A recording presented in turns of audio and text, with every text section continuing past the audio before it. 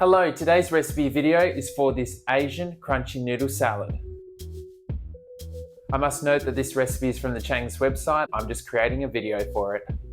If you have a microwave, just make the salad dressing in a jar. If not, make it in a small pot and then place it in the jar.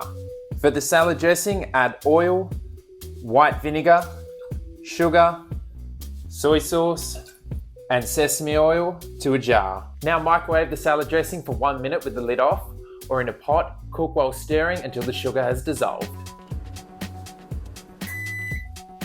Now place the lid on the jar and give the salad dressing a shake until everything is combined. To give this salad a nutty crunch, we're using slivered almonds. Just give them a toast in a pan until golden brown to enhance the flavour, and then set aside. While we slice half a wombok or Chinese cabbage, cut it lengthways and then slice across.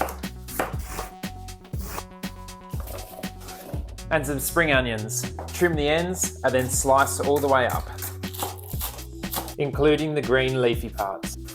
Now give the salad dressing a shake and pour it all over the salad.